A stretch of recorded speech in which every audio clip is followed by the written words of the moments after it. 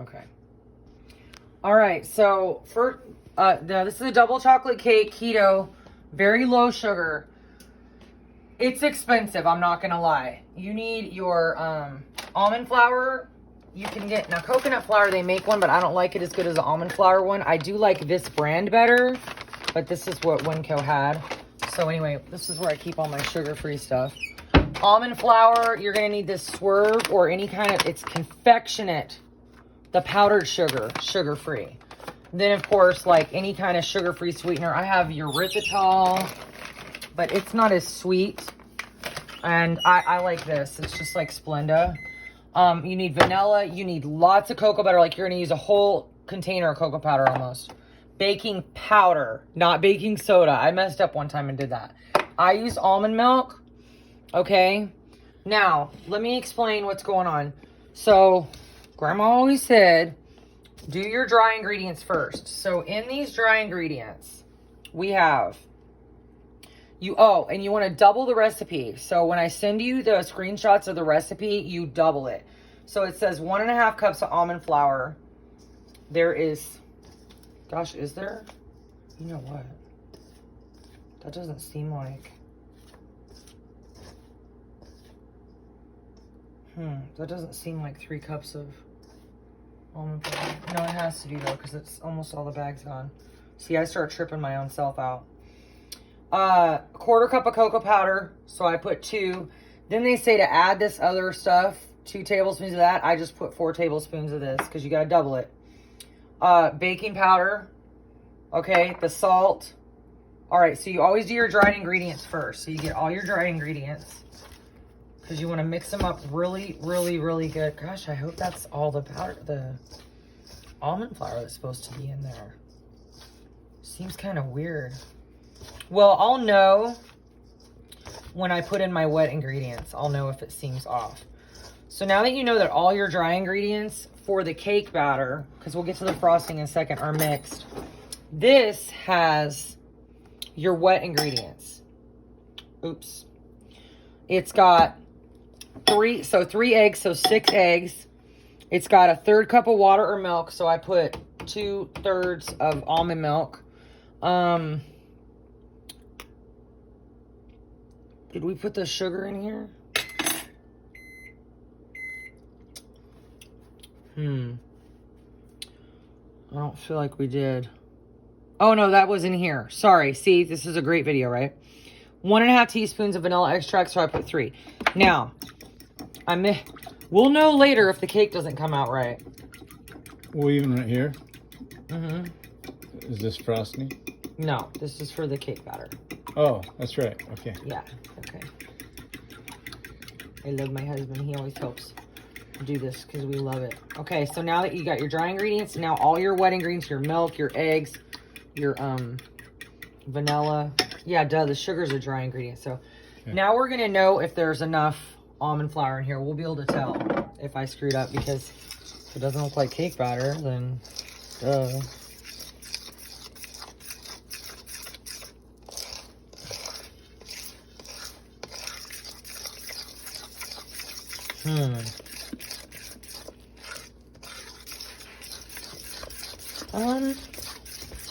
Yep, it's perfect. So sometimes it's hard because when you're doubling the recipe, you got to really pay close attention that you're doubling everything, because if you screw up and, you know, only put, because it's a double chocolate cake. And trust me, you want double chocolate. You don't want to make a single chocolate sugar-free cake because they're really thin. And that's not going to satisfy you. Plus, you'll see why when we bake it. Okay, so now. Okay, there we have that. Now, what I've done is I have cut wax paper circles here. That makes your cake pop out. If you don't do that, you're going to be sorry, because your cake is not going to pop out like it should. It's going to be all stuck. And for some reason, keto cake, it can crumble real easy. So if you don't do that, then now here's the tricky part. You got to try to figure out about half here. So You can always take some out of one if you don't feel like it. Okay, what do you think? What's in the microwave? Oh, butter, but it's okay because the butter goes in the frosting. Okay. Thank God. Oh no. See what I mean? What would I do without my husband? I'm telling you. Okay. All right. And I'm not even kidding you. Like on my frosting, now see, this looks a little bit. Get out of there. Oh, that's good. This one's like a little bit, so it tastes like cake batter. Yeah. Okay, so that's how we know. This one has a little bit more in it. It doesn't really, well, it kind of matters. This one has a lot more. This one has a lot more, I think. So, you know, it's okay to make mistakes. You can just kind of fix it. Just don't make mistakes on your double portions because I have made one like that and it was messed up. Now, it says to bake this for 14 minutes. I already have my oven on and look, there's 13 minutes left on my jalapeno popper. You're really supposed to bake these alone, but I don't follow instructions very well, so we're gonna put those in there. If I put my knife in the center and they're not done, I'll pull out my jalapeno popper chicken, which you can see the video for the jalapeno popper chicken, and I'll put it back in there for a couple more minutes. Now, the frosting. This has all of our wet ingredients, okay? This has, yes, and my husband, thank God he reminded me, we have our butter. This is 2 packs of cream cheese, okay? Cocoa powder, which is a whole cup, 3 cups of this confection sugar. So it basically took the whole bag, y'all. I'm not even kidding. And this is actually for my friend, but I say y'all. Okay, so my vanilla, my milk, my powdered sugar, everything. Okay, it's all in here. This is my frosting. So now while that's baking, you pop on here. Oops, sorry. I'm not ready. That's right. Go. Do that to you guys. I want you to see. And this is buttercream frosting, sugar-free. Because when you're making keto, you can have all the fat you want. Now, let's hope once again that I don't make a huge mess. See what I mean? Oh my gosh. Thank goodness I'm a cleaning lady, so I'll just clean it up. Where did my spatula go? Okay. Your kitchen will be a mess by the time you get done making jalapeno popper chicken and chocolate cake. But now this chocolate cake should last you, see, it lasts 2 of us a week. If we're good, if we're being good. Okay. If we're being good. Now, just like with the cake batter, how he was able to taste the cake batter to make sure that it tasted right. But if you forget an egg or something, you're in trouble. Oh yeah, so I'm gonna have my husband stick his finger in there and see if that tastes like frosting. And you want it thick.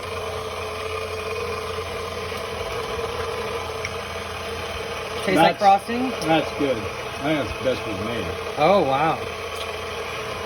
Okay. The cake's not going to make it a week. When you make your slices, though, you want to make sure the slices are reasonable. You don't make, I mean, if you want to stay on keto and keep at your carbs, this is what you save your carbs all day to be able to have. Because if you want to stay at 20 carbs. Anyway, there's our frosting. Okay, you can, no, just leave that in there, honey. Just leave it in there. Just leave it in there. I got it. Okay. So there's your frosting. Now, here's the secret. When these cakes come out of the oven, okay, you're going to let them cool. Once they cool, you are going to wrap them in saran wrap. Better yet, if you wanted to, you could probably just put the whole freaking cake down there, but you got to make room in your freezer. Trust me on this. And you freeze the cakes. I would keep it in the freezer for at least an hour and a half or so. You want it to be really solid. Here's why. First of all, it makes it moister. And second of all, for some reason, keto cake, like I told you, it crumbles. And so when it crumbles, you can't frost it. The frosting, when you're trying to smear the frosting, it just breaks the cake apart. But if it's frozen, then you can easily frost it. And so when I get that out, I'm going to put them in the freezer separately. And then I'm going to pop one down on my cake. My husband and I can't stand a mess, so this is driving me nuts, but you need to see what all the ingredients are. So on my cake thing. So once it's out of the freezer and it's good and solid, it doesn't have to be frozen, but it needs to be solid. Pop your one cake down here and you frosted it all the way around the edge. Then you put your second cake on top and you frost it all the way around the edge. And one of these days I'm going to get tech savvy on YouTube. I'm not yet. And I will be able to show you an end result. But this video is actually for my friend. And so I will be able to personally send her a finished cake. And it's like about this tall. And you want to make a serving about like that as a reasonable piece. Okay, thank you.